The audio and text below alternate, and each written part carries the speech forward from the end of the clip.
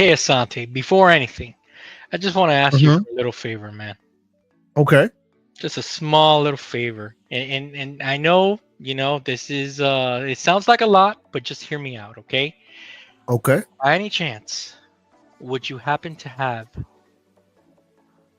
$3 million laying around? My other pants, man. They're my other pants. Ah, dude. I don't know if you saw this report. I saw it Uh-huh. floating around earlier today. Uh-huh. Okay, if we had $3 million, Just a right? measly $3 million. Just If we three had million three little million small dollars, dollary we dues, as they call them. would be able to buy Uh-huh. the Batmobile from the Wow. Christopher Nolan trilogy, sir. Now, from what I understand, they are not street legal, but if you're Hmm. already spending $3 million on these things, I'm sure you can figure out how to make it street legal. But here's But my question. Here's my question. Is there a button I can press that can turn this into a trike? I, probably, for three Because if million there dollars, is, I then expect this I gotta thing. go look it up, man. Then I gotta go Listen, find my $3 million. I'm just saying. listen. For $3 million, I expect this thing to have everything in there: coffee machine, XCloud, GeForce Now, console, a PC. Okay, like a Well, for 4090. $3 million, I expect to have a 3'2" small Alfred in the back, ready to pour me drinks every time I walk in there and go, "Excuse me, sir, may I have? You may have another drink, sir." Exactly. So I just want to let everybody know that all of your super chats and contribution will be going into this little project Uh-huh. that we were doing. Uh-huh. It's a stretch goal of $3 million to be able to get here. Well, I don't know if we'll get there in our lifetime, but maybe Mhm. before. We're gonna uh, try. We're gonna try. we're gonna try, right? And then the That's thing right. is, you That's right. you may see the Latino Heat Cuban sensation Batman going around your town. That's all. That's all I can say. Okay. Okay. Okay. Well, okay. Good morning. Good morning. Good Oh man, evening, ladies and gentlemen. It's been a minute since we've done this show, right? yeah, Good evening, ladies and gentlemen. we're a little rusty. Welcome to the show that we affectionately call the Gamers Playground, the show that we attempt to demystify the monolith known as PCMR, trying to make sense of it, make it an inviting, more approachable thing for everybody. I am your Don't have host, to anymore. There's a Mr. K. PS5 Pro Exante, out there. TKO Santi on all the places we find ourselves. And I'm joined by my co-host, who, okay. All right, let's do this here. My co-host, who I must bend the knee to. Oh God, what's happening right now? My co-host, who he and I had a bet Oh, that we were gonna there was a bet, ladies and gentlemen, and it is what it is. And when you win the bet, you get all the spoils of the bet. And when you lose the bet, you must admit defeat and mea culpa. So, ladies and ah, gentlemen, ladies and gentlemen, hailing from the wonderful streets that will be GTA 6, okay, Miami-Dade, oh my God, what is the this man doing? man, the myth, the legend, the Latino Heat himself, the one who correctly pointed out Oh God, that Astrobot was just a flash in the pan. Ladies and gentlemen, is that what the we're one, calling the it? only, the man himself, Mr. John Wolf. Oh Good evening, man, sir. How wow, are you doing this that's evening? that dude. We talked the other day. I wasn't expecting you. I told you it's okay. The bet was, it is what it is. I appreciate you, sir, for The virtual fulfilling your knees end, must be bent. It is what it sir. is. Listen, sir, like we said the other day, our bet was really simple. I told you that from a sales perspective, I did Mhm. not think Astrobot would outsell Ratchet and Clank in the span of 2 months simply because of the power of the IP. Never anything to do with the quality of the game. We all know, anyone that has gotten hands on that game knows what a quality title it is. But I was just concerned about the power of the IP known as Astrobot. And 1.5 million K is nothing to sniff at. It's really good for a game. I think that some people like yourself took the easy you looked at the landscape which I thought at the time, and we talked about it, was a very conservative bet. 60 million units out in the wild. Everybody gets a demo with that unit. You would think this is a no-brainer. This game will sell easily between 2 and 3 million in the first month. Heck, there's some days that I said that I woke up a little bit worried, saying, "Oh man, K's gonna win this bet," but I didn't think it had the legs, sir. And this time I happen to be correct. There will be more bets in the future, but I do thank you, sir, for the introduction. And I will tell you, I will be sending your audition tape to the WWE because you did a great job. I went PG-13 there. There was another version of that would have gone way left, but I chose not to do that. Okay. You went with the conservative. So you wanted that audition. I went with the conservative one. Okay. That's you right. had a UFC version and you had a WWE version. You decided to go with the WWE. Oh, absolutely. Absolutely, I did. But that's for another day. No, I was wrong. I'm bending the knee on this one, and I will say, I see you out there, y'all PlayStation first players. Y'all need to dig through your wallets, man. Play some games, because clearly you're not playing the games that you say you're playing. So I will tell you though, I didn't get you need to DM me or send me a text message with your information, because I need to do that. Yes, I will. Because out of all of this, right? Out of all of this conversation and this bet that we've had, the one thing, and I told you this the other day in Discord, I was so happy that you and your kids enjoyed this game as much as you did, because it created a memory for you guys and for your children. Astrobot is going to be a character that your kids are always going to remember in gaming, and always remember the good times that they had with this game, right? And if PlayStation continues to make quality products like it did with Astrobot, I believe firmly Astrobot 2 is going to sell a lot more than the original one. Why? Because I think that anybody that got their hands on it, it can tell you, hey, this is a great franchise. Now, there's all that chatter about, they're kind of biting off the Marios of the world, and hey, but you know what? Who cares? The bottom line is that it's a quality title, and if PlayStation continues with that IP, I hope that they do, I hope that they don't look at the 1.5 and decide to do anything abruptly or anything like that. I see the potential of that IP, just like you believed in it. I see the potential. It's just that I think that they needed to. I think that they needed to get a couple of official games under their belt to really bring out, the strength of that IP. That's all. I don't disagree. Oh, and we already have a super chat. Face 23 BKNY $20 super chat. Thank you, bro. That is way too much. He says, "Dude, we only need 2.9 million now for that." Exactly. Yes. Yes. He says, opinions on the Pro with PC gamers who don't own the Pro, or got somebody on the show who owns the Pro to give impressions while owning the product. That's what we're gonna do. Yes. So here's the reason why we don't have a person who owns the Pro on the show. It's because of all of the folks, and I know a few folks who own the Pro, honestly.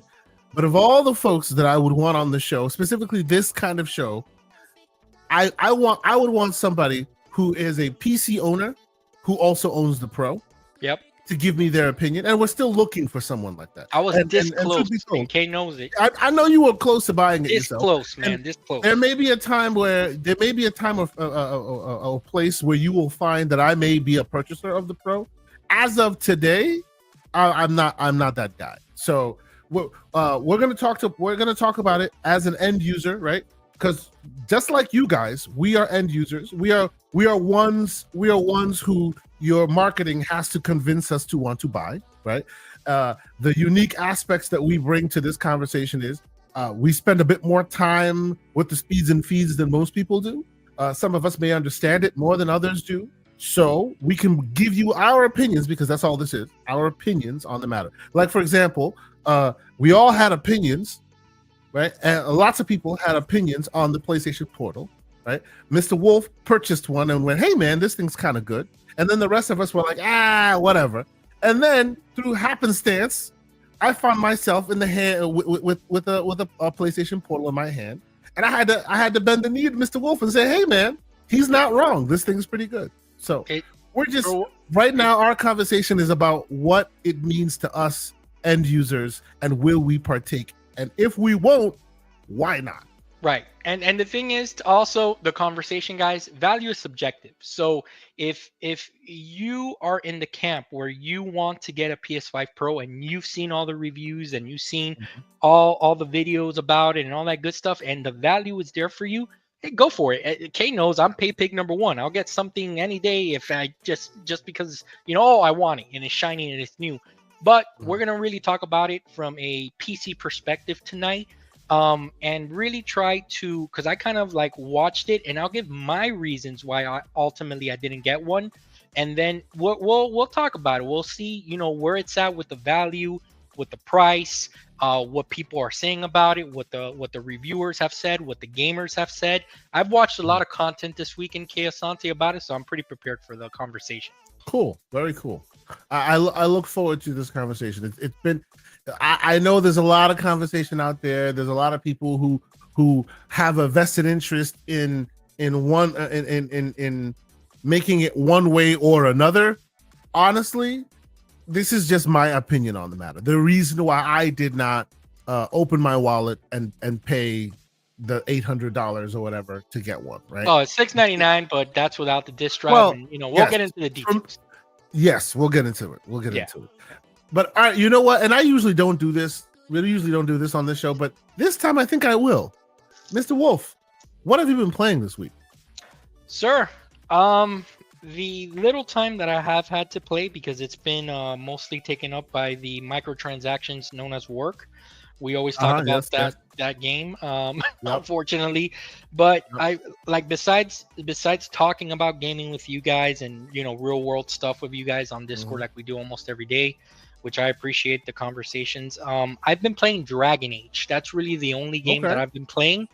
I'm enjoying it, man. I know that leading up, there was a lot of discussion surrounding some of the characters and their side stories and all the stuff, that we've been kind of seeing that becomes, bigger deals than they need to be. But at the end of the day, there's something else to talk about, so it becomes a big thing. And I've been enjoying it, man. Let me tell you something. The one thing that's carrying me in this game to really like want to beat this game from beginning to end, that combat, man, it's really fun.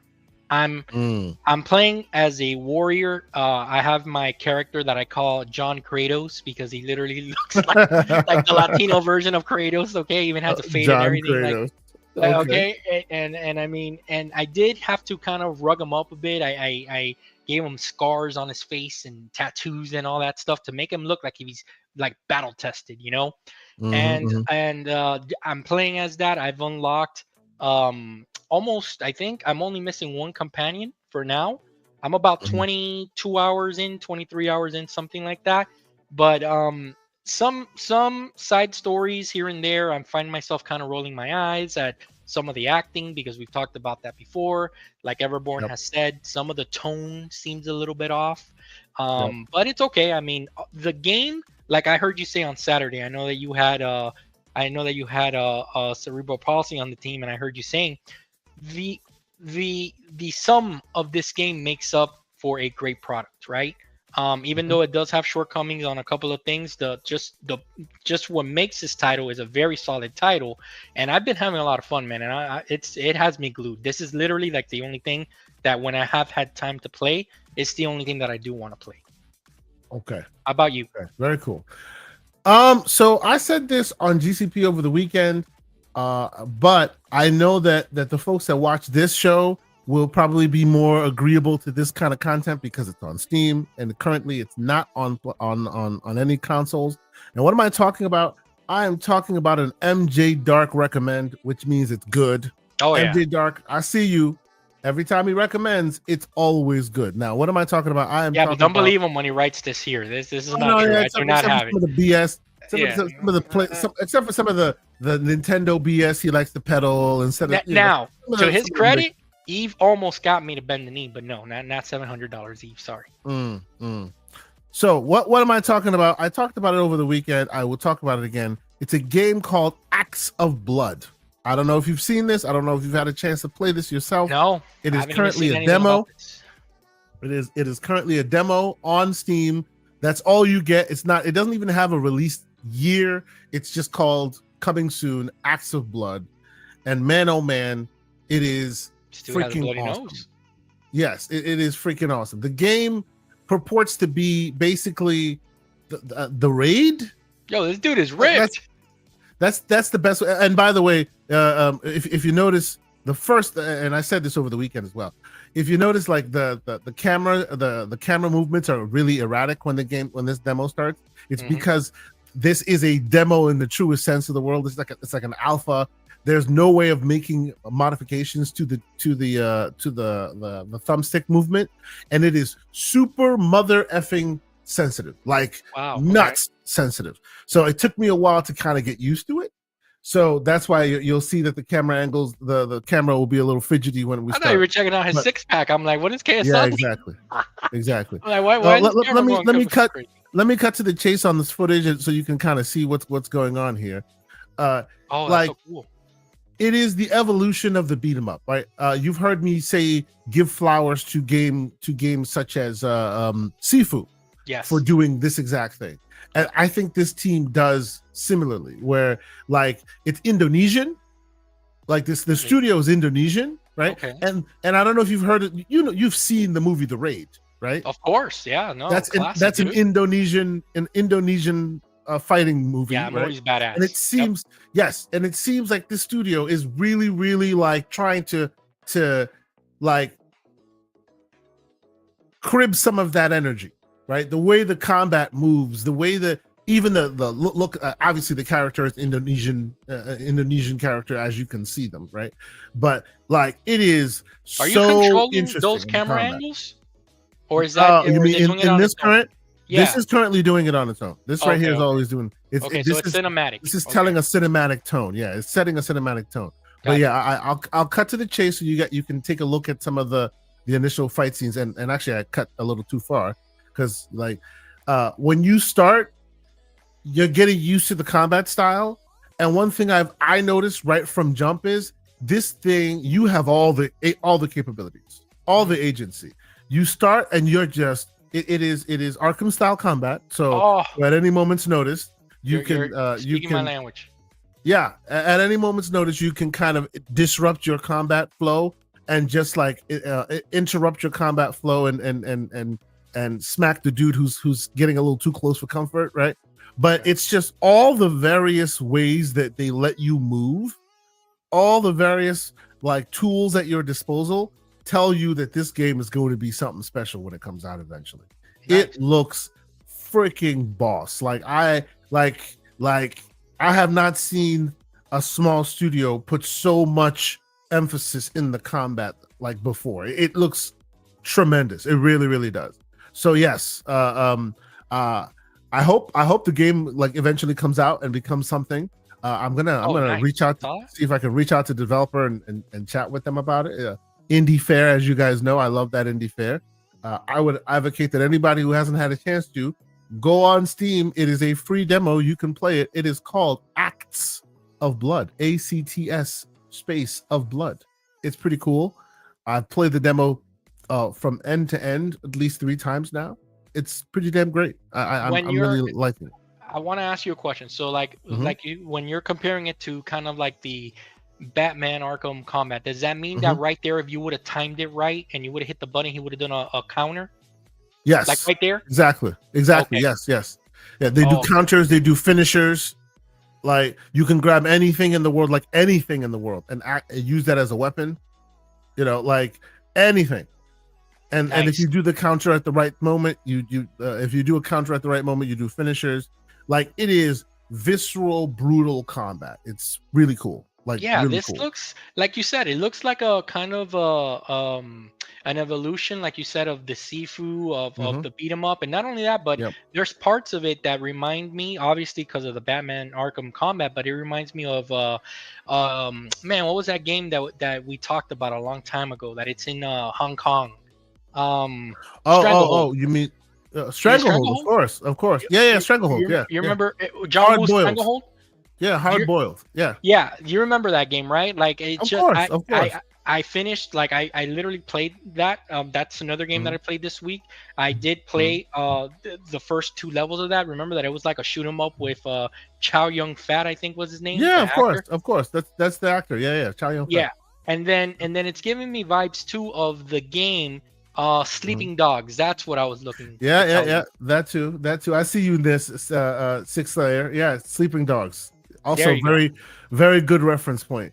But yeah, this game is something else. Like more people should pay attention to this when it comes out. Oh yeah, and the reason why I'm getting murdered here is because my controller ran out I ran out wasn't of gonna battery and say disconnected on me. anything. Yeah, I wasn't gonna. You saw the game bar pop back up because my Uh, controller kept dying on me. which, by the Anyway, it way, was very strict. hey, Yeah, by the way, we haven't really talked about that game bar, yeah, yeah, and yeah. let me What do you tell think? you, I've been using it lately on the One X and the ROG Ally X. It look, one of the things that I enjoy about it is that Mhm, I do feel like if I have access to the things that I usually use a lot, mhm, and those two mhm. things are exiting out of a game because the little the little icon is there and you hit the X and you exit right out of the game, which is nice, and also Yep. the volume knobs that you can have Okay. for the media that you like Yep. you may be listening to a podcast and playing a game. I do like the quick access to those things. So Yeah, shout out yeah, to yeah. Here's a question I have for you. Have you been able to get your One X player controllers to work with it? no, not yet. Ah, That's the yeah. thing. I have to It's an use the issue touchscreen. that we all have been experiencing. I know that Microsoft has been made aware that this specific kind of and my mini doesn't do it either. That certain handhelds aren't able to work with it. So touchscreen, obviously, you can get past it. You can make it work, but I hope that eventually it's fixed. But yeah, it is what it is. It is good. I do like it as well.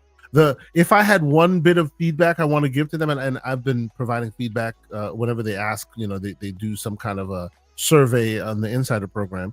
Whenever they ask for feedback, I ask them, in addition to what they're doing now, which is like adding different third-party apps to it, I want like things like TDP control, fan control, those kind of Yep. things to be coming Yep. from that as well. If they're able to do that, that'd be like the one-stop shop, right? That'll be It'd great. become one of the main reference point that any handheld can use, right? And currently it's not that. So it is unfortunate, but it's getting better. I do agree. Ooh, yeah. And here comes the men's with guns.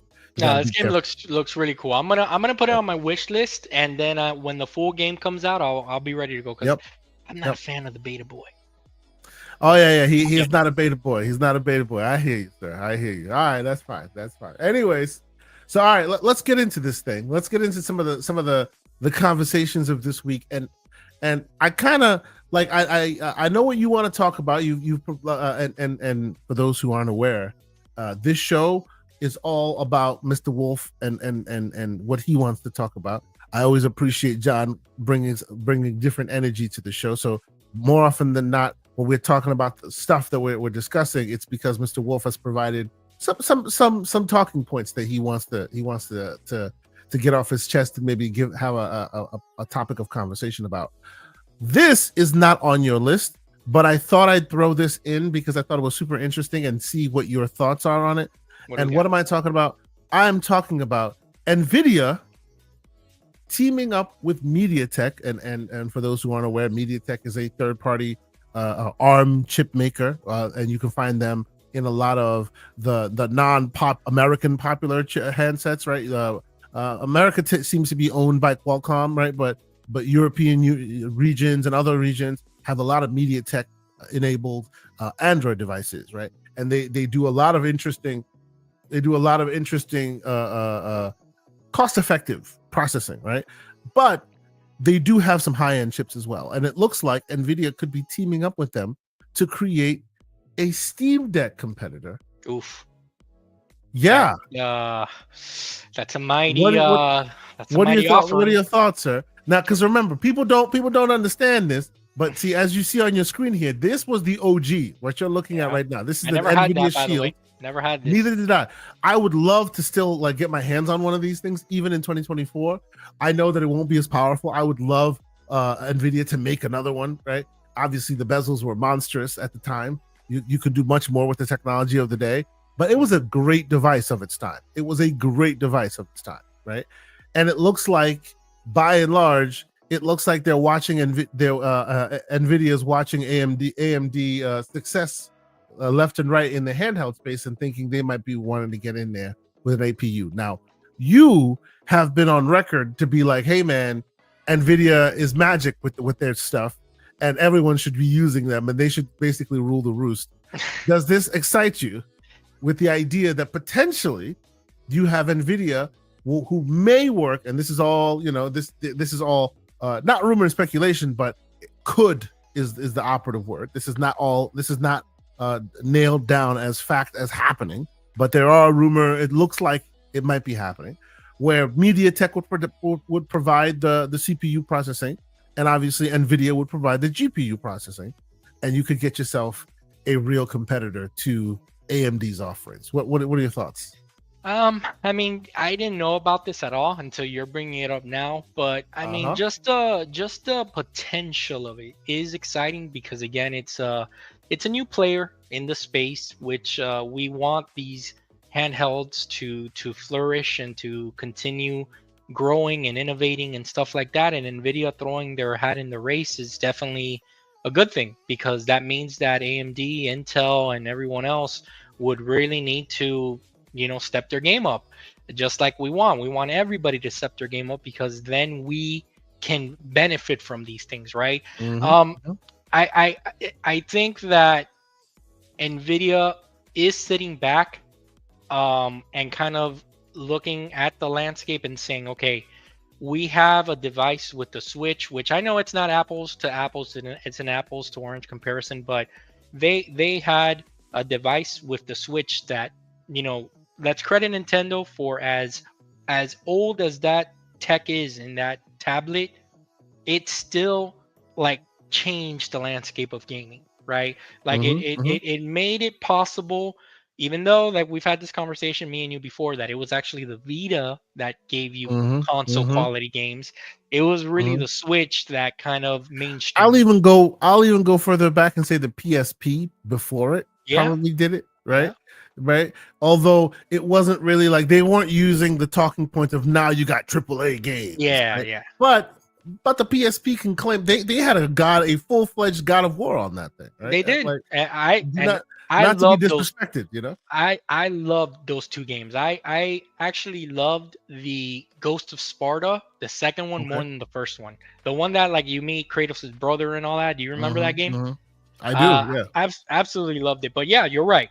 But but we have to give the credit to Nintendo for showing that the hybrid of the handheld slash console type thing could work, and that is now what it looks like. Gamers have universally said there's a market for this. We're interested, right? So I'm happy that Nvidia can put their expertise when it comes to graphics into this space here, because again, it's not for nothing. Having an AMD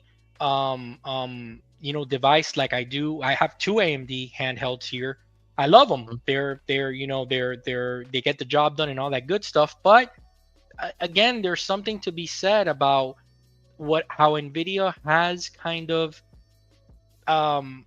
what they've done for the GPU space. Now, whether you're a fan or not of Nvidia, right? Because since they are the kings of the town, I knew Flo was gonna be in there somewhere. I felt it in my bones. You know that, right?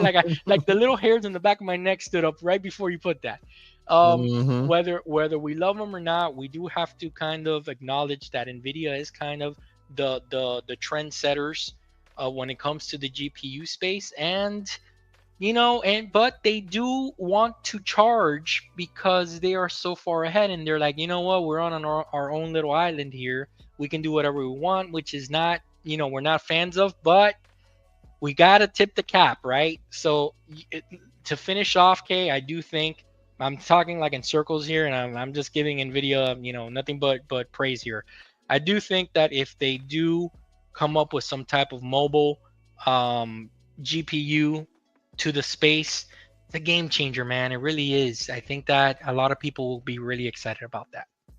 How Yeah, about I you? agree. I agree. I really do. I agree. I believe that. So I think that what AMD has currently done in this environment is great, right? Like I think AMD by whether they did that on purpose or if it was just kind of people just using the laptop chips and deciding that they would work in a handheld context, they have at least facilitated that this sector as far as handheld gaming is concerned flourish, right? So I give AMD all the credit in that, and I think that what do you call it? NVIDIA should get involved because if nothing else, it gives competition, and we want that competition, right?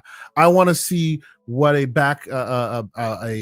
competitive landscape between two chip makers in this handheld space looks like. And right now, it's all AMD processors, and as good as AMD is in this space, and I do think the AMD is good, and their upscaling technologies and even the frame generation technologies are getting so much better now in a handheld context. You can play like real, no doubt AAA games on a handheld, integer scaled, and frame generated, and you're getting like 80 plus frames per second on a handheld Butter, like running at butter. running at like 17 16 watt TDP, which is pretty damn great.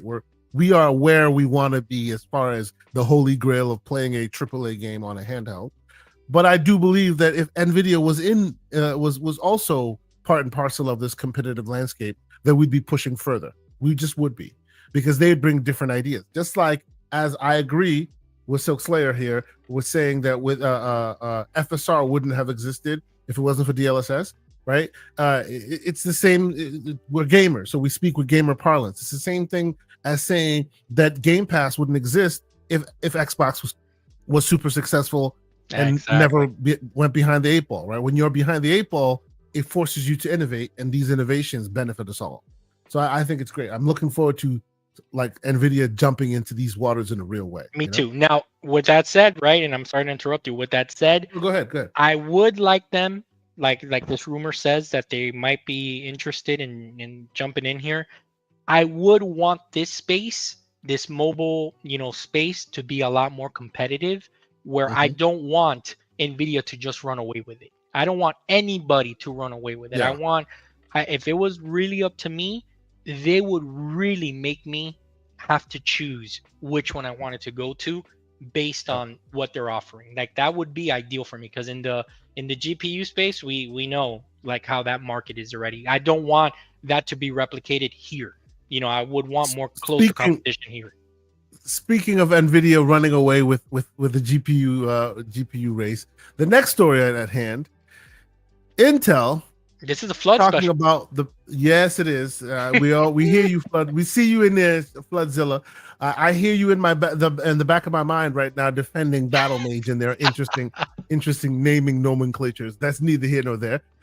Intel with the Battle Mage GPUs rumored to arrive in December, well ahead of AMD and NVIDIA's next gen GPUs. Again, we're gamers. We're taking the same thing. They're taking a page out of Xbox's book, releasing next gen before anybody else does, in the hopes that they get all the attention to themselves. When it comes to Intel, though, I honestly think that they are their own worst enemies. They tend to release offerings that just, I mean, come on, man. You don't live in a bubble, right? Yeah. You can go out into this space, and you can basically grab a competitor's product and review it and make sure your product at least meets that minimum floor before you release it, right? But it seems like by and large, with the CPUs they released recently, Intel did, right, where it doesn't even meet the floor, and people are just like laughing at them at this point. And then AMD releases their CPUs and it flies off the shelves because it is the most performant stuff we've seen in a long time. They're resting too much on the laurels, right? And I feel like it's causing their naming, the name of their brand, to be a little bit tarnished at this point. So we shall see, but Battle Mage is out there. They've chosen not to quit this yet, right? They're still there, and by and large, their upscaling technology is also pretty damn good, right? Their upscaling technology has made the name for itself in XESS. Yes. What are your thoughts? Yeah. Yeah, two things. First of all, just the fact that they went with Battle Mage makes it sound like if like they took the name serious, okay? Like they're like, no, our next stuff is gonna be called Battle Mage, and we're coming for you. But I do think that like you said, their upscale technology is moving along pretty good. There are times where I have interacted and I have had to choose. All right, do I want to use XESS or do I want to use FSR? Sometimes I go with Intel's offering because to me it just the image quality is better. It depends on the So, game. so the pro tip for anybody for any game that can do it, XCSS with FSR frame gen. Hmm. That combination is fantastic because FSR upscaling itself or FSR 3 or more upscaling itself still has a lot of ghosting in my experience. Still, and all of this is in a handheld context. Let me just make sure. On the PC we use NVIDIA, it is what it is. But in the handhelds of the various different handhelds, they all use AMD variants. And using FSR, I've found that even the newest good versions of FSR have a bit more ghosting than you'd like if you combine them with frame gen. So and not every game allows you to do FSR and different kind of frame gen, right? So many of them will say if you're using FSR, then you have to use FSR frame gen. And you can't mix and match. But the games that allow you to mix and match, where you get to use XCSS upscaling and then FSR for frame gen, it looks and runs like excellent, like Yeah, excellently. yeah. Very, very good. So from what I understand from Battle Mage and what Intel's trying to accomplish here, and by the way, we got a $2 super chat from the Intel Battle Mage master himself, Floodzilla. Mhm. Intel Yep, yep. has the RIM BlackBerry syndrome. True, Okay, what does he mean by that? Because I true. don't know what that means. They used to be they used to rule the roost, and they got too high Ah, on the horg and started making on too their own many supply. BS Yes, they started making too many BS mistakes. Remember back in the day when when BlackBerry was like Oh, they were the everywhere. reference design in Yeah. smartphones? Like, oh, Yeah. BlackBerry will last forever. Who has a BlackBerry now? You know what I Yeah. mean? Oh, everybody wants keys. Nobody's gonna type without the keys. Remember that conversation? That's right. No one's typing Yep. with on a touch screen, and Yep. there you go. Right. Flood, you have identified that so well. They definitely have a BlackBerry problem. Yeah. Absolutely, they do. Yeah. I read the article, and from what I understand, and Flood is welcome to correct us here. Look, they're not looking. This appears to me like if they want to be in that budget space, which I think is right. To be honest with you, there is something to be said about being a budget friendly offering for Mhm. individuals to walk in and into a Best Buy. Like myself, when I first built my PC, I didn't care about the brand. I didn't care if it was an Nvidia card, AMD card, or Intel card. Honestly, I didn't. I just wanted to start building my first PC. So for them to have a budget offering, which this is rumored to be on par with about a 4070 from what I'm understanding. They're not looking here to offer 4080 performance, 4090 performance. That's not what they're going for here. But for them to be No. able to offer that at a great price, it is enticing for people. Now the thing is, when you walk into these places, is it going to be recommended by the people that work there? Or is this going to be only for the floods of the world that are following what Intel is doing here? So that really is going to depend on how they market this thing. Are they able to address the market that they're going for? And if they are, it'd be nice if Intel kind of does something. Now, what that something is, we got to be real, guys. Look, I'm not expecting Mhm. them, and I don't even think Flood, who is the biggest supporter here, expects this thing to surpass, reach, or even get close to Nvidia or AMD on what they're doing in this space, but at least get noticed. At least give AMD and Nvidia uh let them pay attention to you and say, hey, by the way, Intel, they're moving units Yeah. with their offering. So we may need to kind of look at this price thing that we're doing here just a little bit. That's the most that I can hope for. How about you, Kate? No, I agree. I agree. I'm hoping that they don't close up shop and walk away, because if you ever want a competitor in this space, both at the high end or the mid range or even the low end, they need to walk before they run. Nobody walks in the door and gives you a real competitor to the big dogs. That's just not how that works.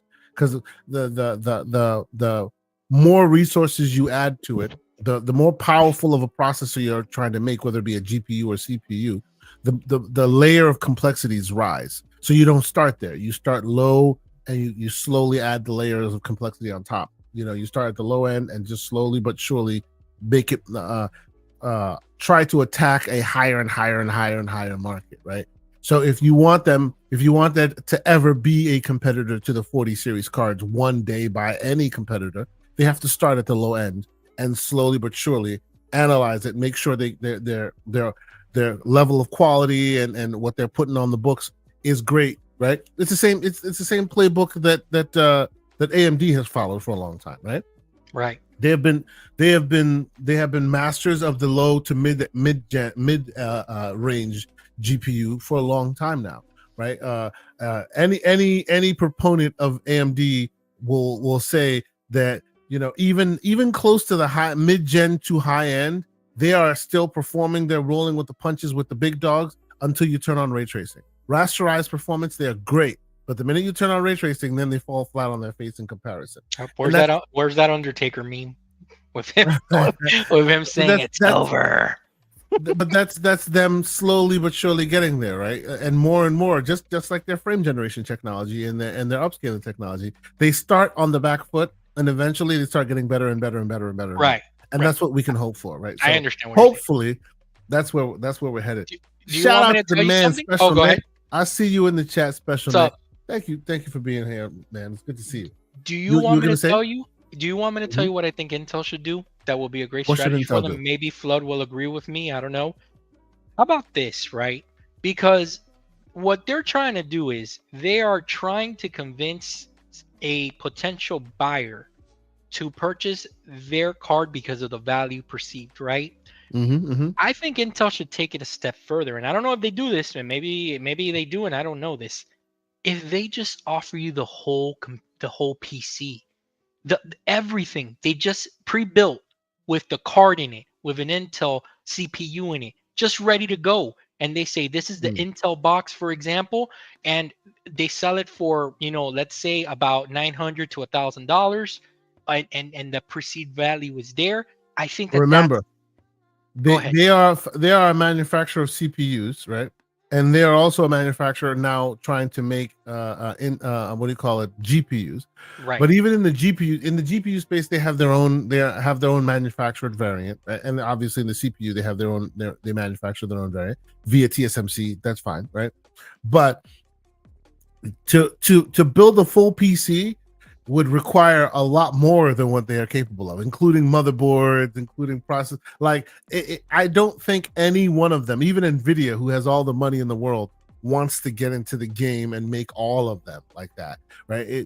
They like just servicing the components that they're good at, and then letting other third parties, be the motherboard vendor or something like that. That you know what the problem is, Kay? That I get what you mean, right? But just hear me out, right? Just you got to think outside the box sometimes, especially when you are so far behind in the GPU space. I would think, right? How would you be able to get people's attention? And that's either you're coming in offering something that is on par but cheaper than the competitor, or you say, listen, this is what we're offering, right? You can buy the parts, like Intel, like you always can, but we have created some reference designs for you to really show you when you combine our stuff what it can do, and then maybe you can get kind of get people's attention. Now I understand the PC market is different, case, so I understand that this, people can build their own PCs, choose these parts, and do the same thing. I get that. The only thing is that I just think that they need a reference design. You know what I'm saying? I hear you, and you're not wrong. And they've actually been heading in that space a little bit. They've just been making mistakes. So, example to what I'm talking about, right? When everybody was talking about your ROG Ally versus your Lenovo Legion Go, what did we then see? We saw MSI show up with the Claw, and they had an Intel reference design, right? And the problem is, Intel was not ready for prime time at that time. So here comes MSI with their interesting software hardware combination that looked to have learned some of the lessons from the Ally, looked to have learned some of the lessons from the Lenovo Legion Go. But then when you crack the nut open and you start like comparing it from a performance perspective, Intel wasn't ready for school. Right. They just weren't ready. And those if they were not there. That's right. And they have since come a long way. I hear they are competitive now. Yeah. But actually, the MSI Claw turned it around. Go ahead. Yes. But the first experience that people had with this thing wasn't great. And you want to get it in people's face. You want to get it into zeitgeist, right? Similarly, what I would think, right, to your point as to how they get attention, what I would expect them to do would be like, in the PC space, it's all about reputation, right? What is your reputation like? How good are you at making this hardware? What do people say about you, about your products, right? It's not about any one product. It's about the over time, your level of quality and your level of reliability and all of that, right? Yep. I would say Intel, but again, the key here is always about being ready, meaning you have hardware that's actually worthy. You just need others to come to that realization that your hardware is ready, right? Yeah. It's not a situation where you gotta put in the work. It's not a situation where you convince people to look at you, and when they do, all they see is unfinished bullshit, right? Mm-hmm. Like, which is what happened last time. If they were ready, I would say, like, fight tooth and nail and get one of these handheld vendors to use you as their exclusive, right? That MSI idea was a great idea, provided that you were able to put up the numbers that you needed to put up, right? Convincing Microsoft to go with you instead of AMD for their next console. That is a great idea, to put up some numbers, to be like, hey, this is, unheard of Intel in the game with a great GPU that actually is able to roll with the punches against a big competitor. That's how you do that. But for all the marketing and all the background deals and all that stuff that you do, when the consumer looks your way, you better have something to show. Yep. And so far, whenever people look their way, they don't have that much to show. And in fact, what they have to show tends to be embarrassing, right? So yeah, it's one step forward, 2 steps back. I agree with what you're saying. Yeah, because I get exactly what you mean, and I think that you're right, because if they would have came out with the ARC graphic cards and they would have delivered from the beginning, now with their next rendition, people will be looking forward to it and saying, oh, let's see what else they got coming up. But now instead, they're kind of giving you that Stankonia eye, kind of like, are you sure? Exactly. Are you guys going to be ready? I don't know. Exactly. You guys talk a big game, and then when you get, you guys talk a big game to the girl, and when you get in the bedroom, I don't know. You said you're going to be okay, and then you ended up, a little short there. So, wow. Okay. But you know what I'm trying to say, Kay? I definitely know what you're trying to say. But on the topic of Intel and their foibles, we'll say, new class action lawsuit alleging that Intel knew their CPUs were trash and they put them on sale anyway. Dude, I got to talk to you about this. I wanted to talk to you about this. You, I believe, suffered from a bad Intel chip. Am I correct?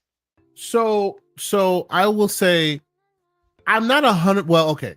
Did I have when they finally mea culpa'd, right, and they finally turned around and they went, hey, anyone and everyone that's out here, if you want, if you've experienced these things, you're allowed to have an RMA, right? Could I have gotten an RMA? Yes, I could have. Why? Because 2-3 different games were constantly crashing on me, right? Constantly, they were crashing on me. And what you're looking at on your screen right now is an Intel i9 14900K. I have a 13900K. Right, that's what's running in my machine right now. One gen. K Asante or K for Kaloy? You can calm down. The K. MJ Dark needed me to do that. You need to calm down. I think, if I'm not mistaken, the K denotes what do you call it? A built-in GPU. So it's got the Iris graphics. If it was KF, it would not have the Iris graphics. But it's the last just one gen before the current, which is the 1400 gen, right? It's the last gen's variant. but by and large, it's basically the same thing, same kind of performance levels. It's not too much different. But yes, for a while there, I think it was, what was it? I think it was what the heck is the name of the game? It was Wukong, Black Myth Wukong. It was That's the one. Yeah, I heard a yeah, lot it of was discussion around. definitely Black Myth Yeah. Wukong, and it was also Space Marine 2 that were both causing my machine to constantly crash. But long story short, for me, I also have a gigabyte motherboard, and the idea is when they discovered these issues, they worked with the motherboard vendors to release patches, right? And if your patches got rid of rid of it, sure, no harm, no foul, you're good. Does this mean your machine? Does this mean your Intel processor is saved and everything's great? The issue caused many of those processors to prematurely age, right? Wow. It caused them, yes, it caused them to prematurely age. And when you get to that point, then no one can save you. It'll just keep crashing because like it's supposed to be able to handle a lot more than over a certain period of time. And being the issues that were causing this situation caused these things to give up the ghost a little too quickly, right? So if your processors are at the point where it's giving up the ghost, even if you do patch it successfully with the new motherboard patches, you'd still get crashes, right? That's basically the long and short of it. Mine, after I put the latest patches in, I haven't had a single crash. Okay. Right. Okay. So Cool. before, but would you consider this thing? Now I'm not. But would you consider this thing a ticking time bomb for yourself that you have to kind of have in the back of your Oh, mind? no doubt, no doubt. What I will tell you is, if this thing was going to last me 15, maybe it last me 13. Who knows, right? Gotcha. The only reason why I have not gone and been all so focused about RMAing this thing is because let's be real. If you RMA this thing, well, for me, I'm gonna have to crack my fishbowl open because this is in my fishbowl build. Big machine, running liquid cooled CPU and GPU. So I'm not looking forward to that work to undo that, right? And then send it to Intel, who would then just send me a refurb CPU that I've like if be without your baby patches, for and be God knows without my how baby long. for a few how many weeks exactly. If the patches that I applied didn't do the job, I would have just sucked it up and done it. I have multiple machines. I would have used my 3080 machine. It's fine. But since the patches, I've played many games since the patches just to put it through its paces and make sure that it works. And so far, not a single crash. So I've just kind of been like, you know what? Yeah. I'll let it be. By the time this thing becomes a problem, if it becomes a problem for me, I would have most likely my next build is going to be an AMD build. I would have most likely built that AMD. That's what I was going to ask you. Anyway, I was actually there was two things I wanted to focus on to talk to you. The first one was now because of this experience, I now kind of Intel kind of now you're looking at them with the side eye for your next build, right? So remember what I was just talking about, right? It's all about reliability. It's all about it's all about your what do you call it, the experience with it, right? Oh, they're a known brand. Yep. Known brand, known reliability, known quality. Intel has been the reference design for many years, but now the question is, are they going to continue to be that reference design moving forward, right? Right. AMD was being dogged with heat issues for a long time, but over time they seem to have resolved that, and now by and large, from time to time, you see them like throwing up some very interesting numbers with a far more cost-effective chip, right? I see you, Kirby Louise. He's saying he went with the 9950 X3D, XK3, the X3D.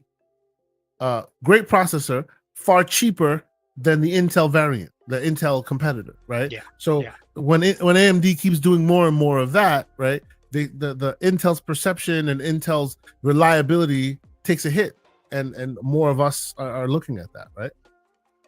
Yeah, I mean, right? I understand. More of us are looking at that. Yeah, I mean, I 100% understand, and I mean, Intel, they now that's gonna cost them the market share. The market share with like yourself and others that feel a little bit burnt are Yeah. gonna look AMD's way and they're gonna say, "Hey, AMD's delivering." Nothing personal, because these things Yeah. like are not personal. It's just where it's you're spending your money.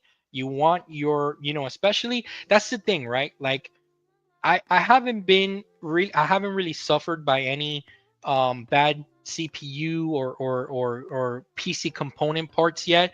Knock on wood, that my streak continues with this build that I have.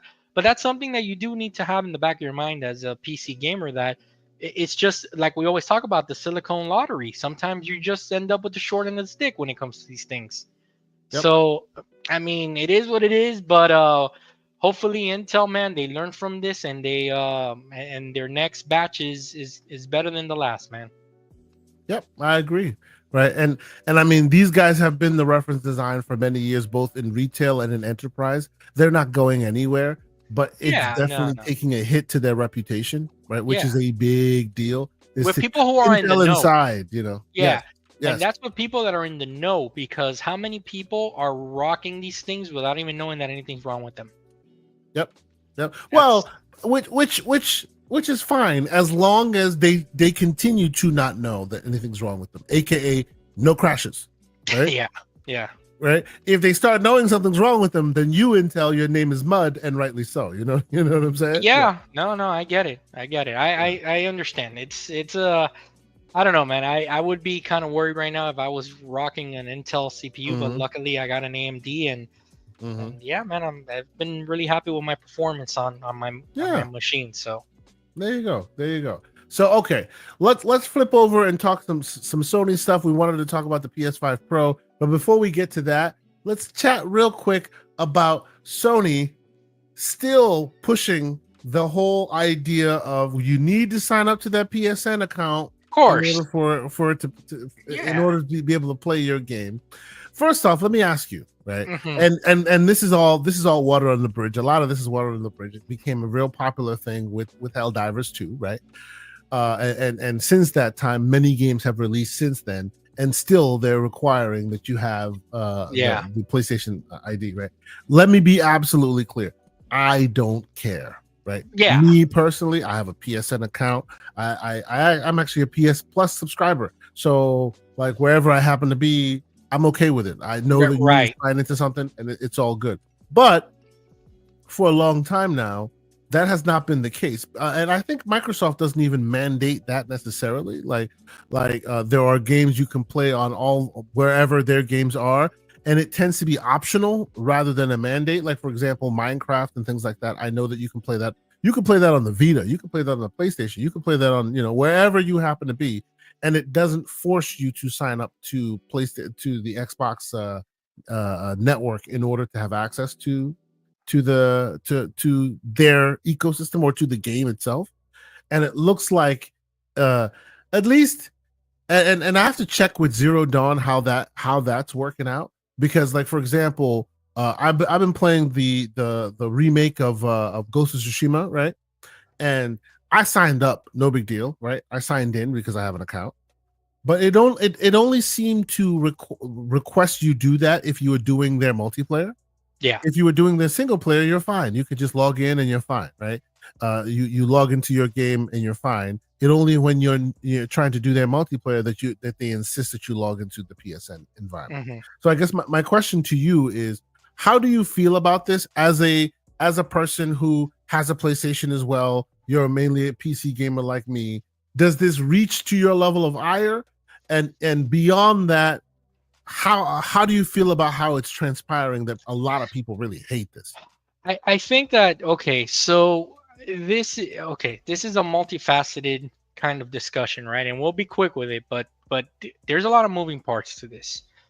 Okay, so right off the bat, let's address the elephant in the room, right?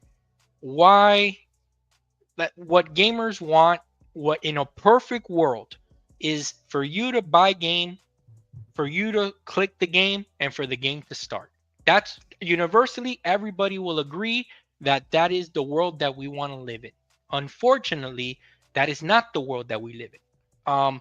These companies, they have kind of these requirements, some more than others.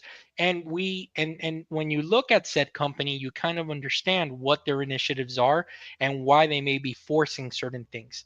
With the whole PSN thing, where I think everybody universally understands that why PlayStation is doing it. It's because they want to grow their MAUs. Just like that is the sweet gold currency in for any company today. Users, they're using it as metrics. So once you understand that and why said company is doing what they're doing, then you can start having the discussion on what is the right way to do that, because they're going to do it. Unfortunately, they're going to do it.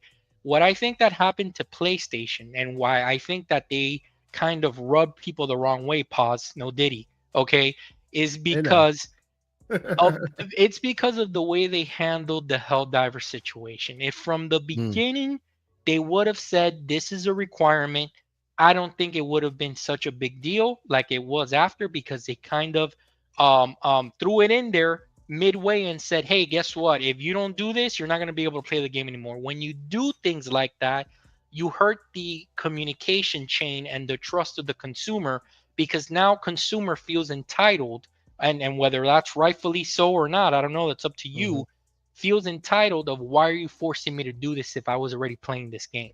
You see what I'm saying?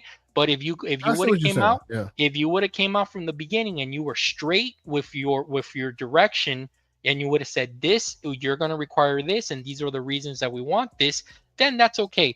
Plus they're also hiding this because they're saying that it's for security reasons. We Yeah, know that that that is is, very weak. That is very weak. I mean, Yeah. come on. Like also when you kind of insult people's intelligence, they are going to get upset.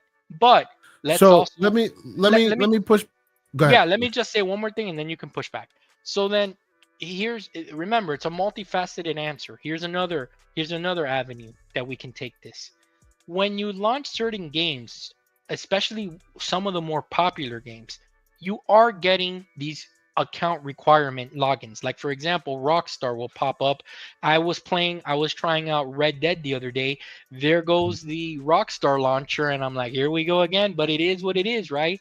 I'm playing Dragon Age through the EA Play because I didn't want to buy the game. I just wanted to pay for the subscription. Here we go. But it's the world that we're in, and then people Hmm. just want to make a bigger deal out of something that it's like, unfortunately, I'm not telling you just, to take it, pause, but at the same time, choose your battle, man. You know what I'm saying? Yeah. Choose your battle. Yeah. This is not it. I Go don't ahead. disagree. I don't disagree. No, no. And all I wanted to interject to add to the conversation was that we don't know for sure their exact reasoning behind exactly what they're doing. We speculate that it is an MAU push. I have some agreement with you on that. That I think it's an MAU push. Kirby Zero Louise with a $5 super chat. He says uh, uh, reminder they are forcing PSN to censor wrong think in the chat. Helldivers 2 devs was caught admitting it on Discord. It's they don't want dissent, Mm, right? mm, And then he also says it's not an MAU play, right? And they want to impose censorship, and that if it was a MAU inflation, they would have enabled more PSN in more countries. Now, the reason why I wanted to interject that is a very valid thought on it as well. My only interjection there about if it was an MAU play that would have enabled it in more countries is PlayStation is notoriously a house of cards when it comes to their security. They always have been. that They is true. tend to get screwed pretty frequently, right? Oh, and there's this leak and this hack and this ransom situation, right? Uh, in most of the countries where they are not offering PlayStation Network, it takes more work and effort to button the security up in those locations. I'm talking about places where I'm from, right? African countries Hmm. and third world countries, right? Uh, although I agree with you that them not adding those countries in could be a counteracting narrative to the idea of MAUs. I don't think Sony wants to. They don't even want to from what I can tell, they don't want to spend the effort it needs to make sure their security is up to par in those countries. Yeah. Because it's a cat and mouse game, right? And in those countries, even in the countries where they should be solidified, there are frequent breaches. You can say whatever you want about PlayStation versus Xbox. One thing you know is that PlayStation gets hacked more times than Xbox does. And I honestly think that PlayStation recognizes that they are behind the eight ball when it comes to that kind of security, and they don't want to deal with Nigeria. They don't want to deal with any of those places. So even if their MAU suffer, they'll do that, because what suffers even more is when you hear about that next breach. Sure. Right. It's a and that's reputational probably risk. why, exactly. And that's why they're okay with taking the MAU hit there, because it's like, hey, you're damned if you do, you're damned if you don't. And they don't want to deal with it there. Like Microsoft is there. I completely, I completely understand, because in my industry, we are always weighing cost versus reputational risk versus regulatory fines. So sometimes you do have to sacrifice some profit in some areas if you want to be, if you don't want to get ticketed. Absolutely. You know? Yes, so, yes. And all those places in those all those people in those locations have always been beholden to this kind of ridiculousness. So they're okay with using VPNs and proxies, you know. They're okay with misrepresenting their location if that means that's how they get to be part of the gamers, right? Shout out to Loke7, a great member of the community. He lives in Mozambique, but his PlayStation thinks that he's in South Africa, right? Sure, he's not from Texas. He's always wearing that cowboy hat. Are you sure about that?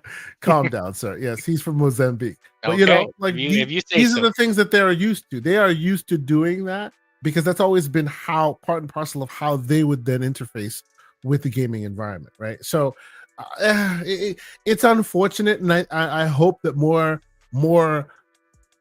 outlets with power hold PlayStation's feet to the fire a bit, because they should spend the time and effort to take those places more seriously. It's a messy as long situation. as nobody really cares, they won't. You know what I mean? It's a messy situation. I understand everybody's viewpoint. It just sucks for the gamer that just wants to play, you know, God of War Ragnarok, and it's like, oh, you need the PSN requirement, and they're sitting there like, I just want to play the story, guys. You know, it's tough, man. I get it. So, all right, let's move on to the final story that we want to chat about, because I think this is worth a conversation, and that is the PlayStation 5 Professional, the professional console that and I'm using this PC gamer review as just a backdrop to our conversation, but there are many more reviews that have come out, and some of them are glowing, and some of them are not so glowing. And again, like I said at the beginning of this podcast, you know, you are not a PlayStation 5 Pro owner. I am currently also not a PlayStation 5 Pro owner, but between you and me, we are the target audience, right? Right. Absolutely. Most people say, you know, we say we're PC gamers, and we are PC gamers, but that does not mean that we are PC gamers and we're not console gamers, or we're PC gamers and we're not handheld. We game on everything. Right, we are. I told Mr. Wolf, it's time we start that new movement, the real movement, which is the Pay Pigs Anonymous. Oh yeah, 100%. I'm right there. I'm the mayor. So go ahead. Right, you walk in the door, you say, "Hey, I'm John Wolf. I'm a Pay Pig," and the rest of us go, "Oink oink oink oink." Welcome, Mr. Wolf. Can you imagine?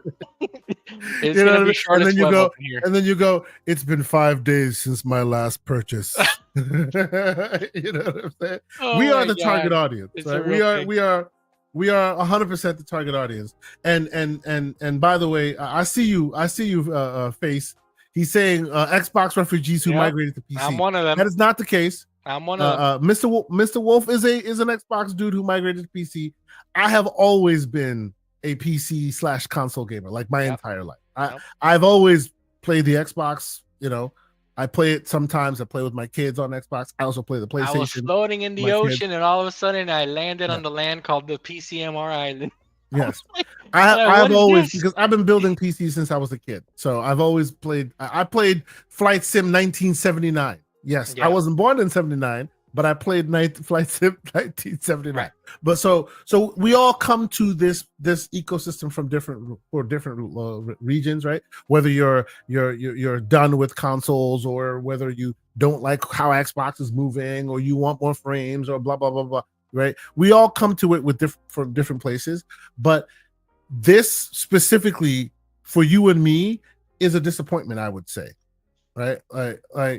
Like it's a disappointment for me. Why? Well, Because I I'll let you believe finish. that they should be marketing to me, because I should be wanting to buy this device. Mm, In my household, I own every single like console almost, right?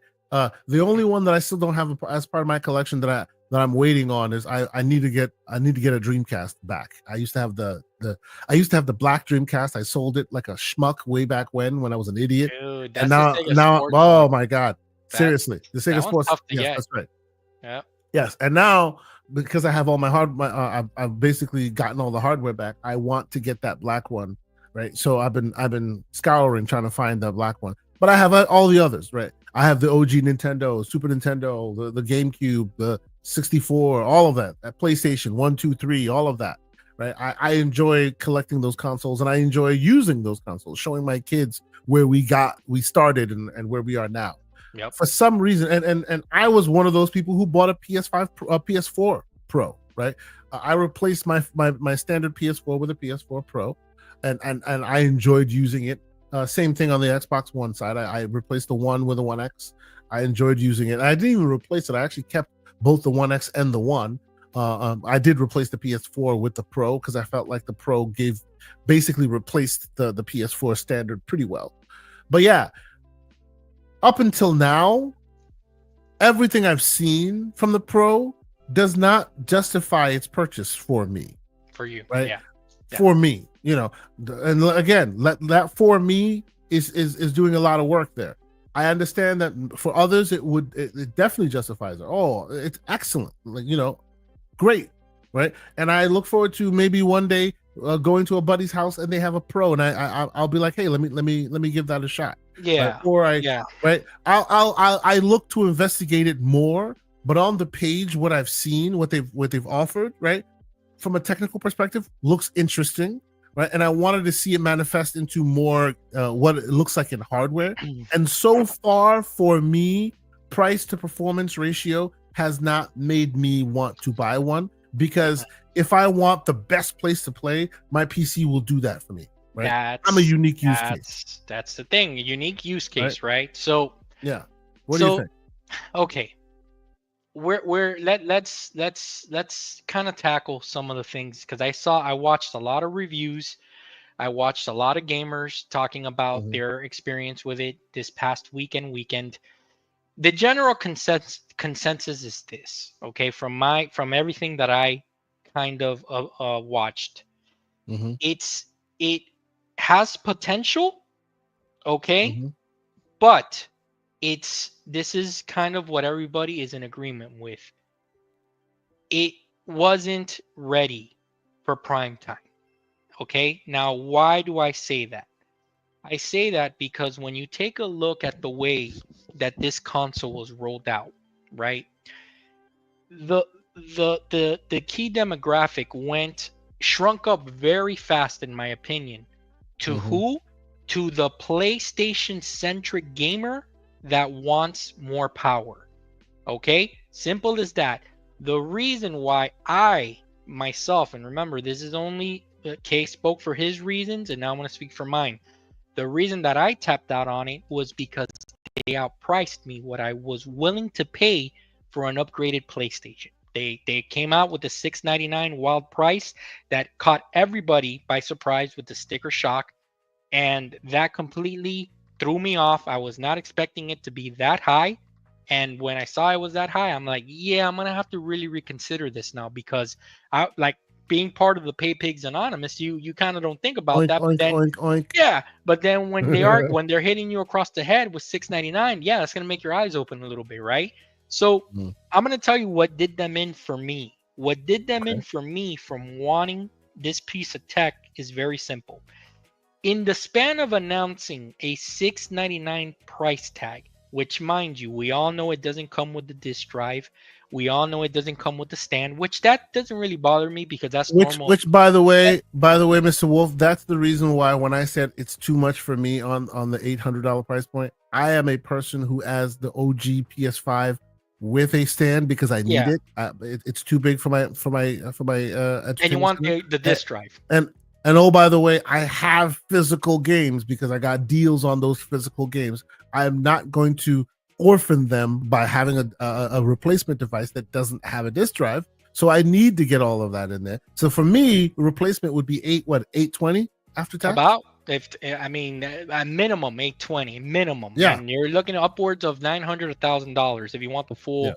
full, caboodle here. But the thing is that when you take a look at and forget about the stand thing, because to be honest with you, if you know PlayStation, this is a staple of what they do. They never give you a stand from the PS2 all the way till now. They've never given you Mm. that stand for free. And I understand the little stand that came with the PS5. Come on, that's not really, that's not really a stand. It's a little thing that you But to screw. be fair, they haven't needed to give you a stand with your hardware. They've always made hardware that are able to stand on their Right. own pretty It, well it's until always now. been it's always been a cosmetic thing for them, Yes, now it's It's necessary. yeah. The thing is, and what I'm trying to say is that Mhm. when you take a look at those factors, and in combination, in the recent months, God of War Ragnarok has released.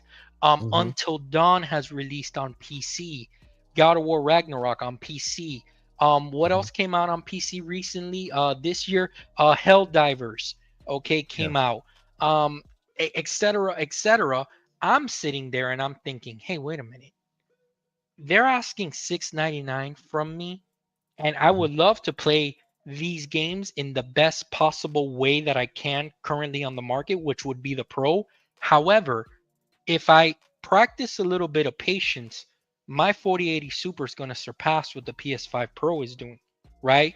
And I am going to get the definitive version of said game. Now, that's just for Mhm. me again, someone first world problems that has a 4080 PC build. Now, Mhm. let's get into the mindset of someone that would genuinely want this thing. The Yeah. general consensus is that it's a tough sale for 699. Why is that? Because number one, they didn't ship this thing with any software, brand new software that you can really feel good about your 699 purchase. Every single person and every single review that I have seen has been like, "Oh yeah, we went back and we played Spider-Man 2. Yeah, yeah, it's a lot of it's sharper image, this and that. Last of Us 2. Yeah, it's a sharper image, but everybody's like it's just missing that one thing to make me say, you know what? I'm glad I bought this thing. I'm like, man, money well spent.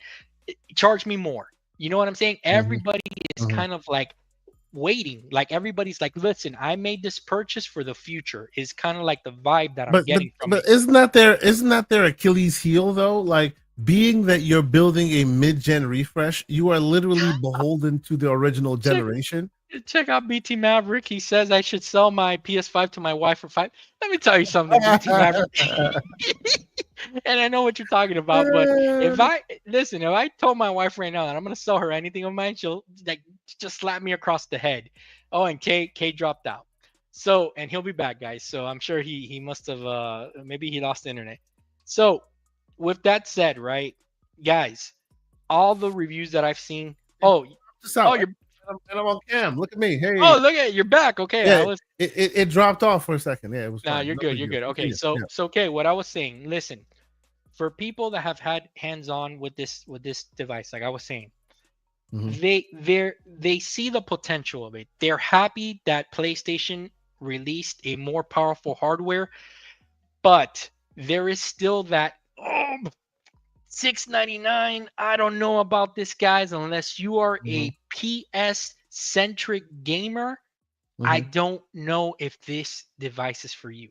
And if you Yeah. already have a place, Well, so okay, and let's address this real quick because I see questions asking, what software was released on the series consoles again. So valid question. a valid question, absolutely, and let's address this why this tends to be the mindset in this, right? on the Xbox side for a while now, right? They've treated their service, at least, and this is to me, the consumer, right? For a while, they've treated their ecosystem like Netflix. You can get to it however you get to it, right? If you have an NVIDIA Shield, you can use Game Pass cloud streaming to play with it, right? You can have a third party, an Xbox controller, and you pair it to the Shield, or you pair it to a what do you call it, an Amazon Fire Stick, for example, right? Or you enter it through a Series S, or you enter it through the Series X, or you enter it through a PC and various quality levels that they're within. And each of them will give you a feature or a reason why you'd want to play it there, whether it be convenience or or fidelity or frame rate or whatever, right? They've had that paradigm for a while now, right? Whether you console gamer like that or not, that's up to you, right? Some people are like, oh, they stopped the back and forth exclusive and this, that. They've lost me, which is a valid concern. It's valid, right? But they are a company that has always basically treated it like Netflix. If you happen to be on a 1080p screen, you get the 1080p quality. You're on a 4K screen, now you get the 4K quality. Whichever way you come to it is the way you come to it. The reason why this has been the narrative on the PlayStation side, as I see it, is PlayStation has never marketed themselves that way. They are, you buy my box, you play my games. It's never been a, hey, this is just a more performant box for our ecosystem, and you can enter it any way you want. I agree with you. They've always kind of led you by the hand and say, hey, we believe in generations. Hey, this is a new generation. It's time for you to drop your last one. Here's the next offering, right? That's how they've been. And if you're that way, then the people who you cultivate, and the people who are excited about your hardware, they are those people who would be like, hey, man, what makes this thing worth my time? Show me why this is better than the last one. I don't care, because I know that if I want to watch The Matrix at the highest fidelity, I got my Blu-ray right here. But if I'm on the go and I want to see it real quick, I watch it on my phone via Netflix. It doesn't bother me. Sure. But those who are cultivated who are there for you buy my box, I play your games, they need you to justify why you're buying the box. And that's the reason why everybody goes, well, the PS5 Pro is great, but it doesn't have any software, because they have historically always been that way. Doesn't it? But just for anyone, and look, Captain Chats is bringing up some great valid reasons why he decided to buy a Pro. That's a valid reason. You found the value in it. Super happy for you. I wish I would have found that same justification and value for myself right now. You know what? Face 23 brings up another great point. Sure, go ahead. Go ahead. I see Captain Chat's talking about the frame rates, right? I would like to hear your experience with that, because on the page, frame rates wouldn't change with this hardware. That was another reason why I was just like, because they talked about, well, are you one of those consumers who's tired of choosing between frame rates versus fidelity, right? This is for you, which implies you get the frames and the fidelity. But they didn't change the CPU, which is where most of the frames would come from.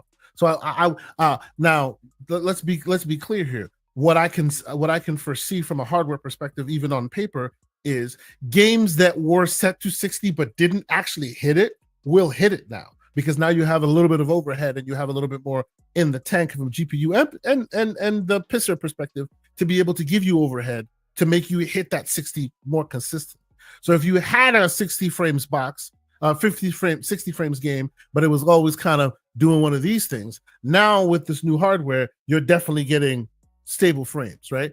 But I guess my issue, and not an issue, but the reason why I didn't jump in wholeheartedly was because this system is still beholden to the base generation, meaning there will be no game that can only do 60 frames on the Pro. Right. Unless it's artificially done that way. Right. Because it's all the same code base and they all share basically the same CPU. Yeah, great points. And like Face says here, Wolf, the Pro will be the best played No doubt about it. I'm sure it will. Sure, sure. I'm sure that the PS5 Pro is going to use all the bells and whistles that it can from a technical Yeah. perspective. Whether that means more ray tracing, whether that means higher fidelity, whether that means higher, Mhm. I don't know. Only Rockstar knows how they're going to Sure. capitalize on this hardware, right? But what Mhm. I will tell you, and if that day comes next year, and they show something that blows my socks off, I'll be the first one in line buying the PS5 Pro. Again, pay pigs unanimous here. Mm. I'm just talking about kind of like the reviews that I saw. I'm not trying to make anybody feel bad for their purchase. If you're excited of it, if you have it Yeah. under your TV, you're enjoying it. That's not what this It's all conversation is you. about. Yeah, yeah. It's This is a opinions. Yes, this You know. conversation is just me and Kay. Why we currently don't own it. We haven't found Yeah. a reason to yet, but maybe we will. Yeah. You know what I'm saying? In a month from now, I don't Yeah. know. But but Absolutely. but Absolutely. Yeah. but the thing is, another thing that I did hear people kind of saying, Kay, is that it seems that they had about 50 games ready to go at launch with these patches, right? Hmm. But Hmm. but PlayStation was a little disorganized in the way that they did the rollout. What I mean by that is that I listened to Solid Rev, right? His review of it. He went and he bought it, I believe last week, and then he returned it by the weekend because to him he wasn't seeing that bump that he felt like he was gonna see, right? So Okay. he returned it for now. He left. He said, "Hey, maybe in 6 months from now, maybe in a year from now, there's so much goodness that I want this thing again. I don't know." But 50 games patched. Give you some examples. Black Ops 6 was labeled to have pro upgrades, right? To have Hmm. the pro upgrades, but they're nowhere to be found on the game. So it's labeled that way, but the game hasn't officially gotten a patch yet. And there was a lot of inconsistencies there where people said, okay, we want to know what the changes are, and they have to kind of fumble through the menus of the game to see, okay, did this game get a patch? So Hmm. it's not really front and center of So what you're getting. what I will say, and it's being brought up. I'll put it on the chat. What is it? Timofongo? I hope I'm saying Yeah, that I think correctly. Tim. Yeah, I Yeah. think you're right. Tim Yeah. McFu, I think. Yeah.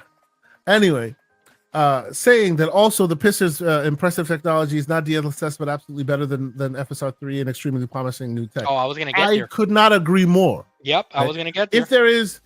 there is, yeah, it's T Mung Fu. Oh, T Mun Fu. Thank you, thank you. There you go. Appreciate that. Thank you, man. I could not agree more with it with this statement. When I like, even though and literally I was disappointed. I wanted to buy this. I wanted them to give me a reason to be excited about it. Me too, For dude. me, right now, it's a wait You and know see. it. But what I will say that is interesting to me about this is, it's that, and I've said this on a few occasions, um, um, AI, right? And AI, the use of AI. We used to be all about T-flops, which gave you theoretical mathematical equations of how capable a GPU could be, right? Which we already know what the T-flop count is theoretically does not necessarily equate to what its capabilities are in real world, right? But it just gives you a threshold of measurement threshold of what can be expected, right? In the AI world, tops are a relative accounting of similarly, right, of its capabilities, right? As a quick example, the Windows variants, right? That all the new Qualcomm CPUs that are coming out that people use Windows on, you need 45 tops to get that to run. So most laptops have to come with at least that much, right? The Series X and S have 80 tops, machine learning, NPU language, right? Neural processing unit, right? And no one's really used it to its fullest capability. We know this, right? Today, what I see inside the PS5 Pro, yeah, it's marginal. It's interesting. People see it, and the upscaling that it's doing is very impressive. But what is exciting to me is it's got the most tops of any retail device that is currently purchasable at 300 tops, right? That tells me that what you see today is table stakes. As they grow and they learn, you will see them do a lot more with those capabilities with future updates down the line. That's right? what a lot of So, people are saying. so Yeah. whether it's not impressing me today, maybe next year, maybe in a year and a half, once a few more updates have been made, once that technology has matured, we will see a lot more in the tank from what it can do. Yeah. I'm expecting to see them do frame generation in addition to upscaling, right? And a few of these other things that PlayStation, that Xbox has been able to do, like I don't know, auto HDR, things like that, right? Not expecting that it'll all do that, because that's all theoretical, and it's a different process. But it's the idea that they put in technology that is future looking, that is very they've used a lot of hardware, but right now they're dipping their toe in the water a little bit, right? So in a year or two, when they have matured that process, you see a lot more in the tank. Sure. That to me is very impressive and very exciting, right? So I expect that the PlayStation 5 Pro that we know of in 2025, 2026 will be a different situation than the ones that they're selling in 2024. And that is impressive. Definitively, if you enjoy playing on your PlayStation, on the PlayStation ecosystem, and want to play those games in the best way on console, 100% this is goes it for you. Absolutely, you are absolutely. The addressable market, right? But with that said, for the price that they're asking of $699, I have seen a lot of people saying that they kind of wish, number one, that there was software there day one to take advantage of this box. Okay, and what I mean by that, new software, like you were saying, okay, that PlayStation has taught us as consumers that is what we expect from them. That's right. So what happens is that I think universally everybody can agree that the PSVR 2 was a great piece of tech, and for the price it was justified. But what happened to the PSVR 2 in the long run? Now that we're seeing the lack of software was the Achilles heel, because since it doesn't really have that premium experience from PlayStation themselves, a lot of people are looking at that price tag saying, yikes. There's no doubt in my mind that if this thing launched with Death Stranding 2, with Wolverine Closer, with Venom, a Venom DLC, these things would be sold out day one. But unfortunately, what we're seeing is that they're not sold out day one, at least here in the States. And I think that an attributor to that is definitely the price, guys. It's expensive. It's the most. It's one of the most expensive consoles of all time. That is and remember this mid-gen refresh idea has not been something that's been part of console parlance for a long time, right? It came with the Xbox One, it came with the PS4. And in both the Xbox One and then the PS4 timeline, what happened? They ended up replacing the top end offering at the time, which was $500, $499, with the Pro variant. This is the first time that they haven't just replaced that. They went, the Pro, the Pro, $200-$300 more than the top end. Yep. Right? So all of that is causing potential, issues for consumers to be like, hey, no brainer upgrade. You want to know something? That's why I'm changing my mind. Do you want to know something, Mr. Asante? Here's a hot take to kind of circle back to what we talked about earlier today. And listen, I know when it comes to money, money's money, and Hiroki Totoki is all about his money. But if I was leading the charge, what I would have done, I would have included Astrobot with every PS Pro purchase, every PS5 Pro purchase. Those gamers would have been the first to play that game. Then I would have released it to normal PS5 users this holiday. Yep, but I the agree. pro users 100%. would have taken advantage of that game, and not to say 100%, that game would be doing anything special to sell. No, but it would have at least helped justify. It would have given that same perception of, hey, this is our pro device and this is our pro game that shows it off. Because historically, to your point, that's what Astrobot has been used to do: sell new tech. Yep. Right. They should have put Astrobot in the box. Maybe tweaked it a little bit, put some ray tracing on it, exactly. Right, tweaked it a little bit so that this shows off some of those unique aspects, and then use that as their selling point. I wholeheartedly agree with you. And then in the holiday season, come December, then you sell it to the normals. Then release it to the normals, and just the and use that though as the catapult to say this is what, because, and again, why am I saying that? Not because it's a great business idea, but because that's what PlayStation has always done. That's what they've always done. But okay, so from when I started to Mm. now, let me just end with this. Okay, let's talk about some of the good things. Like you mentioned, Okay. we do believe that the PSSR, the pisser technology, will get better as time goes on. Oh yeah. We can With all agree time. with Yeah, that yeah, yeah. unanimously. Absolutely. Yep, We yep. can agree that whoever buys this box and wants to replay or play for the first time those PlayStation first party titles, they're getting a Hmm. heck of a deal, because they are getting PSSR, the 4K, the 60. They are getting those things.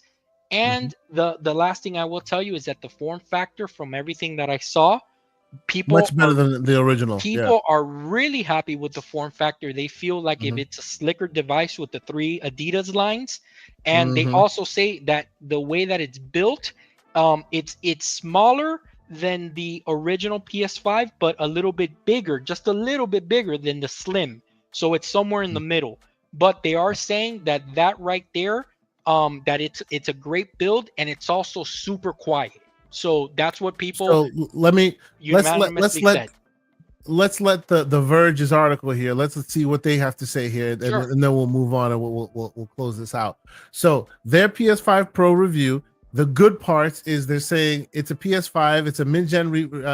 It's a PS5, but it's a mid-gen refresh, which gives you more Yeah, sure. which gives you PC mid-range PC quality, right? Fewer tough choices between fidelity and frame rate. Slight improvements to PS4 games in sharpness too.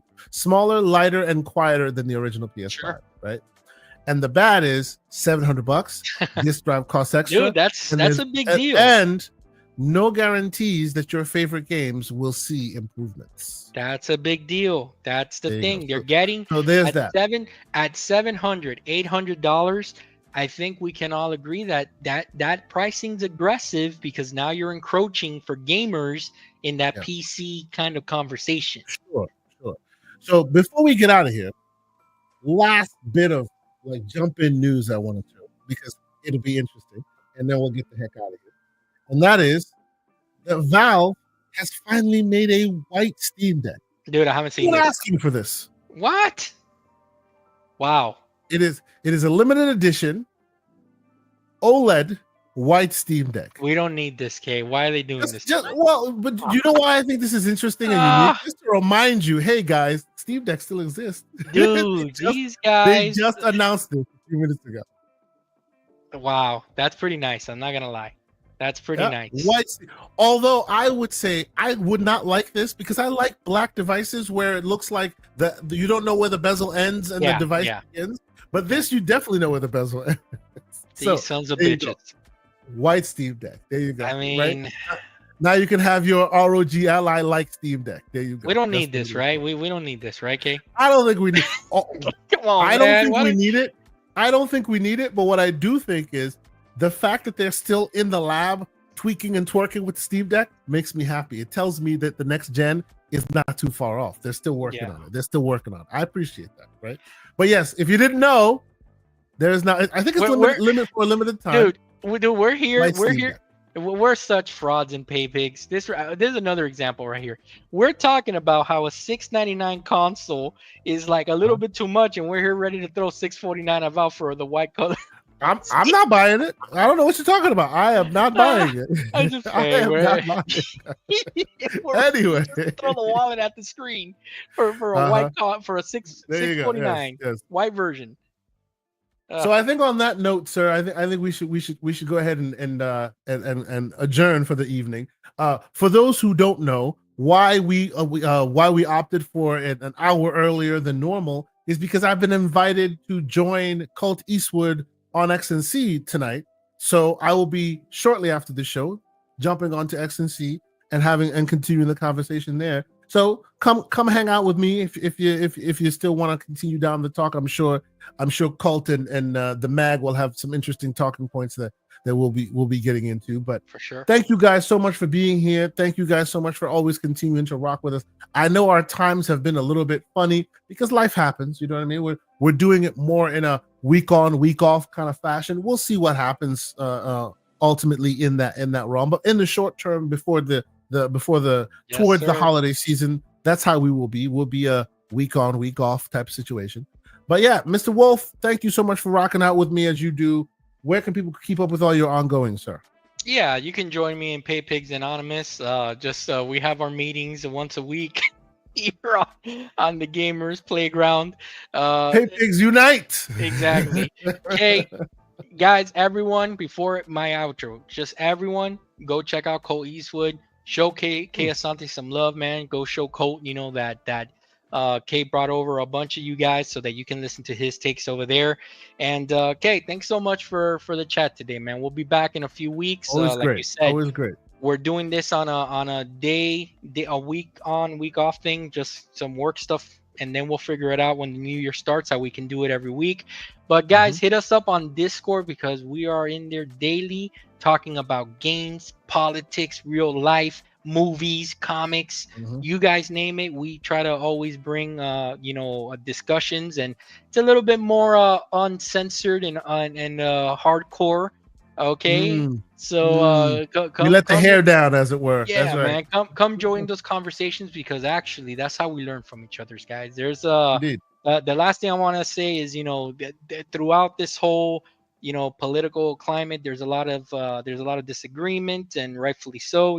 People all have their own views on what they think is important, but at the end of the day, I'm a firm believer that you come to the table, you have a conversation, you shake hands, and whether you agree or disagree, you just walk away and you say, you know what, I'll take your information with you. I may not agree with it, but I respect where you're coming from, and that's it. Let it. It's nothing is personal.